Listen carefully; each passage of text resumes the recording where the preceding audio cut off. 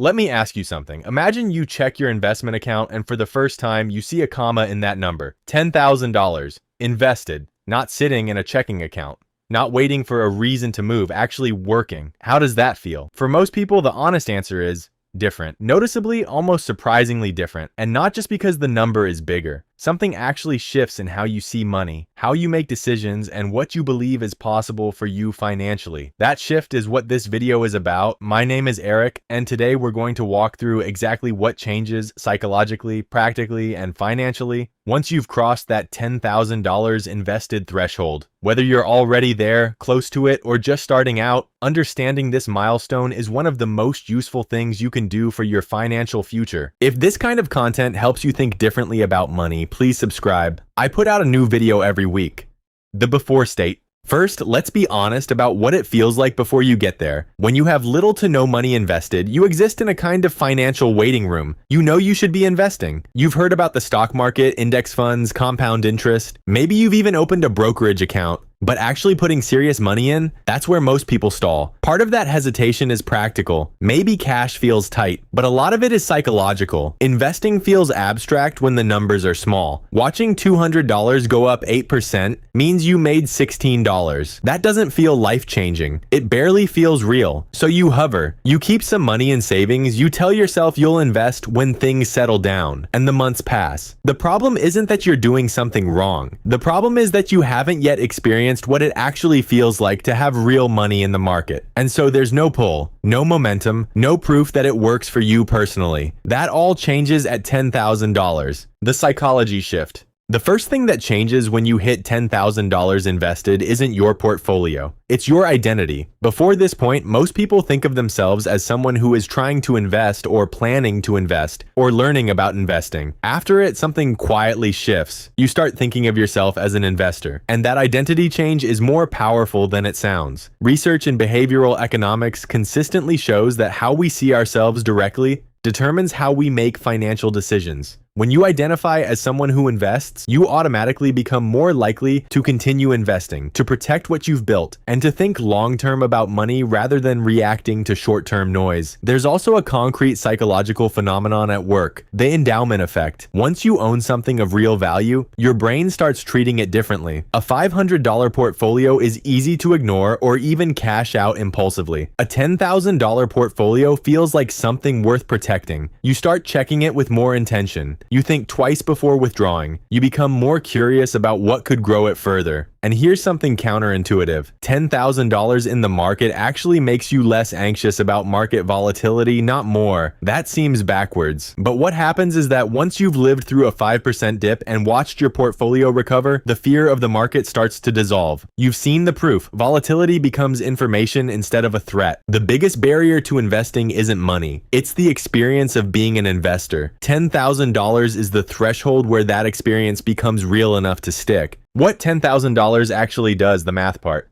Let's talk about what $10,000 invested actually does on a mathematical level, because this is where things get genuinely exciting. The S&P 500 has historically returned around 10% annually before inflation, closer to 7% after. Let's use 8% as a reasonable middle ground for a diversified portfolio. At 8% annual growth, $10,000 doubles roughly every 9 years. That's the rule of 72. Divide 72 by your expected return to estimate how long it takes to double. So, in 9 years, $10,000 becomes approximately $20,000. In 18 years, approximately $40,000. In 27 years, approximately $80,000. In 36 years, approximately $160,000. And that's without adding a single additional dollar. Now, here's why this milestone matters more than any other number. The first $10,000 is the hardest to earn in the market, because you're building it from scratch. Every dollar after that starts compounding on top of what's already there. The growth becomes self-sustaining in a way it simply can't be at $500 or $2,000. There's a famous concept in investing called escape velocity, the point where your portfolio's annual returns start exceeding what you could realistically save in a year. At $10,000 and 8% returns, you're generating $800 per year just from growth. For many people, that's a meaningful chunk of their monthly savings goal, generated automatically without any additional effort. This is also when you start genuinely understanding why time in the market beats timing the market. Because at this scale, missing even a few of the market's best days in a year can cut your returns significantly. You stop thinking about when to invest and start thinking about how to stay invested. Practical life changes. Beyond the psychology and the math, there are real tangible ways your daily financial life changes once you've crossed this threshold. The first is how you think about your job. When you have no investments, your paycheck is essentially everything. Losing your job means financial catastrophe, but $10,000 invested, especially when combined with an emergency fund, starts to change that calculation. It's not enough to retire on, obviously, but it's a foothold. It's proof that your wealth is not entirely dependent on your employer. That quiet shift in thinking often makes people better at their jobs, ironically, because they're not operating from desperation. The second change is how you make large purchases. Before hitting this milestone, big expenses feel zero-sum. Buy a car and you're setting back your financial goals by months. But once you have $10,000 working in the market, you start seeing the opportunity cost of large purchases more clearly, not as a reason to never spend, but as a tool for making smarter decisions. You start asking, is this worth more to me than what it would become invested over 10 years? That's a completely different and healthier way to think about money. Third,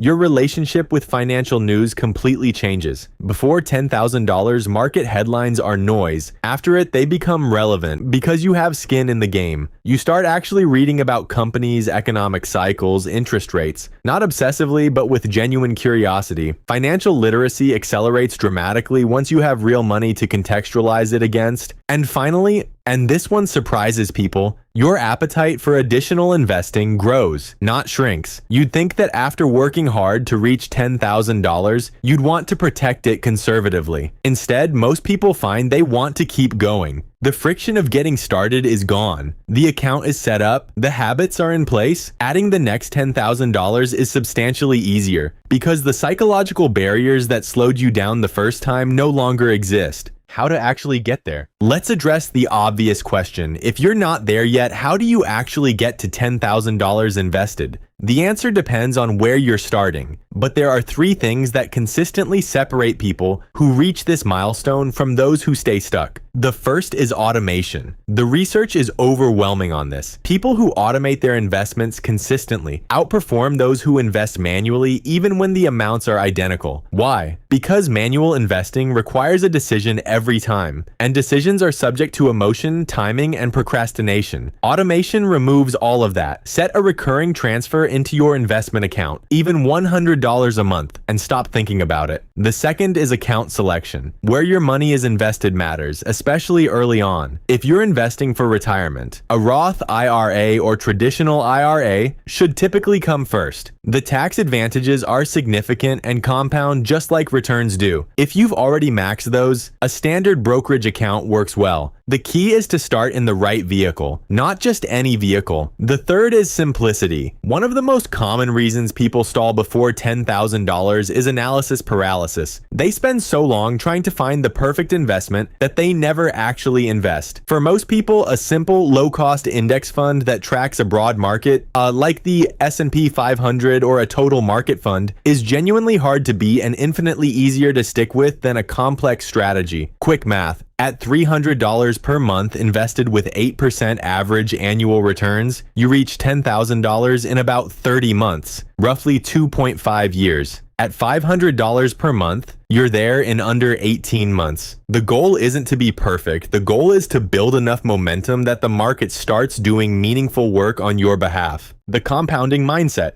Here's something I want you to sit with for a moment. The $10,000 milestone is not the finish line. It's not even the halfway point. For most financial goals, it's closer to the starting line, the point where the real journey begins. But it represents something that no number on a spreadsheet can fully capture. Proof. Proof that you can do this. Proof that the habits are real. Proof that the market will work for you just like it works for everyone else who shows up consistently. The people who build real wealth over time aren't smarter than everyone else. They're not luckier, and they didn't start with more money. What they did was start, and then they kept going long enough for compounding to take over. That's the whole strategy. It sounds almost too simple, And that simplicity is exactly why so many people miss it. When you have $10,000 invested and you understand what it means, you stop thinking about money the way most people do. You stop treating your paycheck as the ceiling of your income. You start seeing time as the most valuable financial asset you have. And you start making decisions that your future self will genuinely thank you for. So, where are you in this journey? If you're already past $10,000 invested, drop a comment below. I'd love to hear what actually changed for you when you got there. If you're still working toward it, here's your one action for this week. Open your investment account, whether that's a Roth IRA, a brokerage account, or your 401k, and set up an automatic monthly contribution, even if it's small. Get the system in place. The amount can grow. The habit is what matters. If you found this video useful, share it with someone who you think is ready to start investing but hasn't quite gotten there yet. Sometimes the missing piece isn't information, it's just hearing that the milestone is real and worth working toward. I'll see you in the next one.